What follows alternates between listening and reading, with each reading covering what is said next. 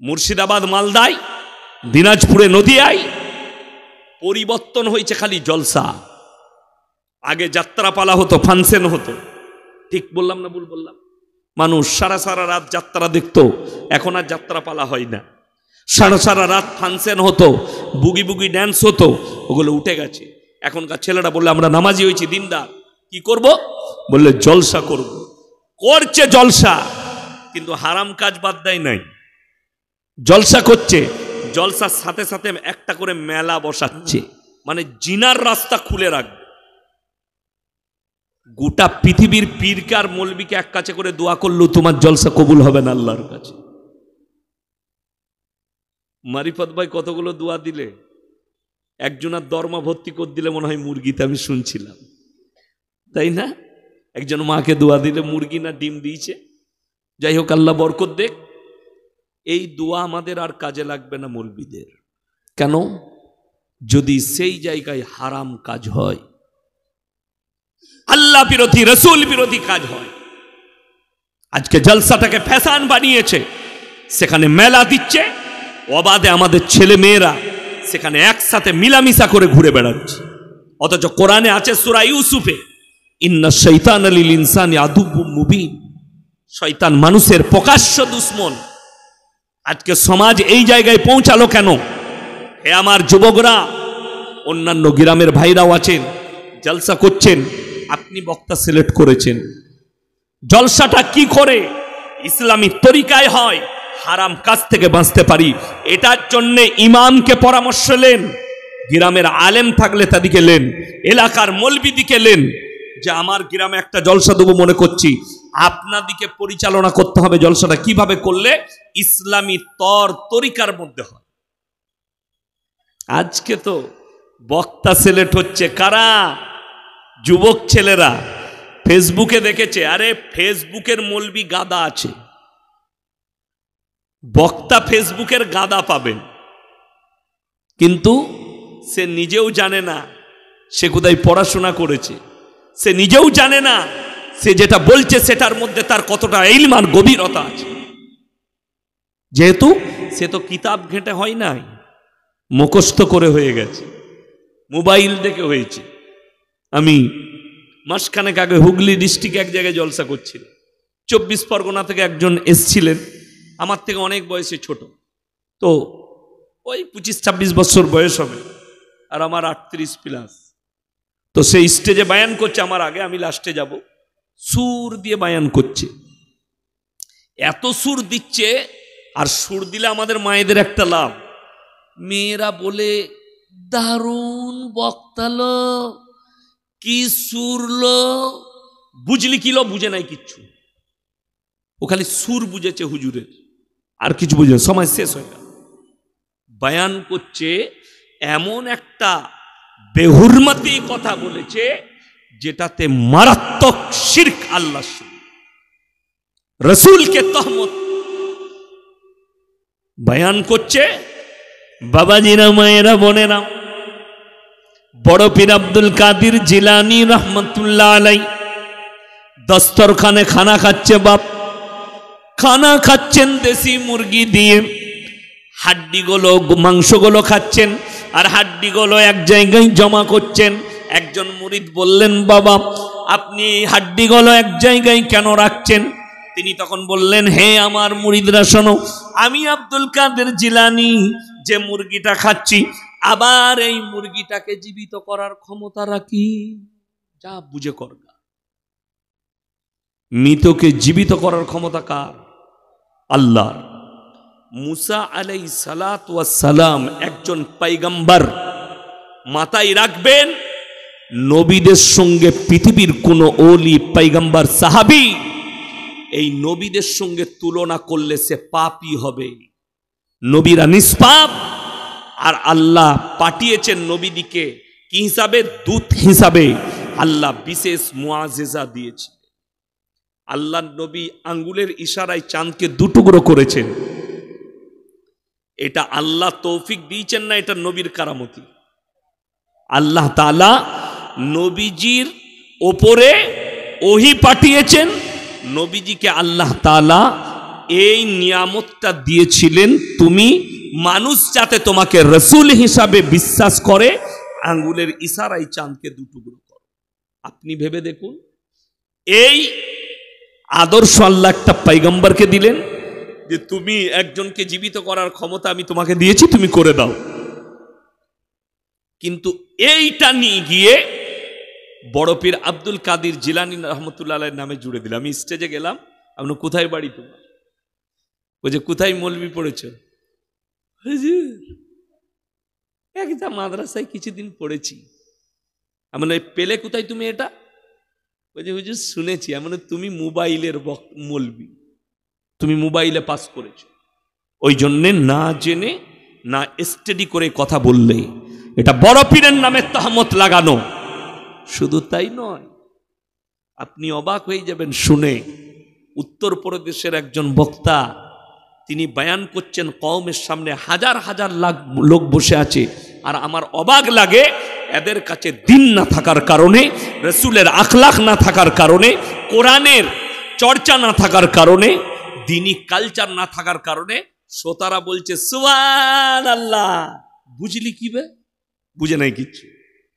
কিন্তু এরকম একটা ঘটনা বলেছে, ওকে সুবহানাল্লাহ বলতে হবে। উত্তরপ্রদেশে বয়ান করছে, যেটা আল্লাহ নিজের সম্পর্কে কোরআনে বর্ণনা করেছে ওইটা নিয়ে গিয়ে ফিট করছে বড় পীর আব্দুল কাদের জিলানীর নাম। আল্লাহ তাআলা কোরআনে সূরা মারিয়াম, সূরা কাহাফ একবারই শেষ, সূরা মারিয়াম শুরু হচ্ছে তার আগে আল্লাহ কোরআনে নিজের প্রশংসা করলেন। আল্লাহর কসম খেয়ে বলছি, পৃথিবীর নিজের প্রশংসা যে মানুষ করবেন জানবেন সেই মানুষ জ্ঞানী হতে পারে না। প্রশংসা লোকে করবে, আরে এই মৌলবিটা দারুণ মৌলবি, ইনার মধ্যে ইলম আছে, আরে এই ব্যক্তিটা আমাদের গ্রামে মুমিন ব্যক্তি। কেউ যদি বলে গায়ে এই পুরো ভোলা গ্রামে আমার মতো ভালো লোক পাবে না, ওই মালটাই বেশি গোলমাল। কথাটা বুঝতে পেরেছেন না পারেননি? যে বলবে আমার মতো লোক এই ভোলা গ্রামে পাবে না, ওই সব থেকে বড় ডেঞ্জার। এটা হাদিস কোরআন বলছি আপনাকে। একমাত্র নিজের প্রশংসা করার যোগ্যতা যিনি রাখেন, সকলে বলুন তিনি কে? আল্লাহ। আল্লাহ কোরআনে নিজের প্রশংসা করলেন কি বলে? কুল্লাউ কানাল বাহরু মিদাদান লিকালিমাতি রাব্বি লানাফিদাল বাহরু ক্বাবলা আন তানফাদা কালিমাতু রাব্বি ওয়ালাউ জিনা বিমিথলিহি মাদাদা। এটা কোরআন। হে আমার নবী বলে দাও, পৃথিবীর যতগুলো সমুদ্র আছে, যতগুলো পানি আছে, সব যদি কালি করে দেয়া হয়, আর পৃথিবীর যত মানুষ আছে সবাই যদি আল্লাহর প্রশংসা লিখতে শুরু করে, এই পানিগুলো কালিগুলো শেষ হয়ে যাবে। আবার আমি অতটাই পানি দেবো, অতটাই কালি দেবো, আবার লিখতে শুরু করবে। কিয়ামতের সকাল পর্যন্ত আমার আল্লাহর প্রশংসা লিখে শেষ করার মতো ক্ষমতা পৃথিবীর মানুষের নাই। জোরে বলুন সুবহানাল্লাহ। তিনি বয়ান করছেন, मेरे भाई बड़ा पीर अब्दुल कादिर जिलानी रहमतुल्लाह अलैह, पूरे दरिया के सारे पानी को स्याही बना दो और जितना दरक है उसको कलम बना दो, और पूरे दुनिया की लोग हमारे बड़ा पीर का तारीफ लिखता रहे क़यामत तक, फिर भी तारीफ कर कर खत्म नहीं कर पाएंगे। नाउज़ बिल्लाह। आज का दिन अगर बड़ा पीर जिंदा होते तुमको काफिर फतवा लगा देते तुम्हारे ऊपर। आज के यदि बड़ पीर अब्दुल कादिर जिलानी रहमतुल्लाह अलैह जीवित থাকতেন, এই হারামখোরগুলোকে কাফের ফতোয়া দিতেন। আমার নামে মিথ্যাচার করছে, যেটা আল্লাহর জন্য কোরআনে আল্লাহ নিজে বলেছেন, যেটা রাসূলের জন্য ফিট করেননি, অথচ এই হারামখোর বড় পীরের নামে ফিট করছে। যে তারিফ আল্লাহ নিজের জন্য করেছেন, বাকি কোনো পয়গম্বরের জন্যও করেননি, অথচ এটা লাগাচ্ছে কার জন্যে? আপনারা বলুন, রসুলের মর্যাদা বেশি না বড় পীরের? রসুলের মর্যাদা আল্লাহর কাছে সব থেকে বেশি। এখানে অনেক আলেম উলামা আছেন, আমি চ্যালেঞ্জ দিয়ে গেলাম, নোয়াদা থানায় যতগুলো মৌলবি আছে, মুহাদ্দিস আছে, কিয়ামতের সকাল পর্যন্ত সময় রইল, একটা হাদিস বার করে দেন, জয়ীফ হাদিস বার করুন, সেখানে যদি লেখা থাকে ওই জয়ীফ হাদিসে আল্লাহ নবী সাল্লাল্লাহু আলাইহি সাল্লাম দুম্বার মাংস খেয়েছেন না খাননি? কথা বলেন। আরবে দুম্বা কোথায় বেশি পাওয়া যায়? আরবে। আমরা ভারতের লোক খেতে পারবেন না। কোরবানির সময় কলকাতা খিদিরপুরে বিক্রি হয়, বোম্বের মার্কেটে, দিল্লির মার্কেটে, গুজরাটে বিক্রি হয়, যেগুলো সমুদ্রবর্তী এলাকা। ডকেতে এসে লাগে, কলকাতার ডকে। কেউ যদি বড় লোক থাকে তাকে খবর দিয়ে দিবেন, একটা দুম্বা 8 লাখ, 9 লাখ, 4 লাখ, 7 লাখ, 10 লাখ, 12 লাখ করে ডকে, যেগুলো আরবিয়ান দুম্বা। আর যদি 1.5 লাখ, 2 লাখে নিতে চান, রাজস্থানের পাবেন। দুটোর মধ্যে পার্থক্য পাবেন। এই দুম্বার মাংস নবীজি খেয়েছেন। একটা হাদিস দেখিয়ে দাও নবীজি দুম্বার মাংস খেলেন, দুম্বাটাকে জীবিত করেছেন। একটা হাদিস দেখিয়ে দেন নবীজি উটের মাংস খেয়েছেন, উটকে জীবিত করেছেন। নবীজি বকরির মাংস খেয়েছেন, বকরিকে জীবিত করেছেন। আমি সেই মৌলবীর গোলামি করব যদি একটা জয়ীফ হাদিস দেখাতে পারি। রাসূলের সম্পর্কে এরকম হাদিস নেই, অথচ বড় পীরের নামে এরকম মিথ্যাচার করে দিচ্ছে। আল্লাহ যদি জীবিত করার ক্ষমতা নিজের পরে কেউ কি দিতেন? আল্লাহ রাসূলকে দিতেন না দিতেন না? কথা বলেন। আল্লাহর কাছে রাসূলের মর্যাদা বেশি না বড় পীরের মর্যাদা বেশি? নবীজি। কেন? তিনি শ্রেষ্ঠ পয়গম্বর, তিনি হচ্ছেন ইমামুল আম্বিয়া, নবীদের ইমাম, সমস্ত নবীদের ইমাম।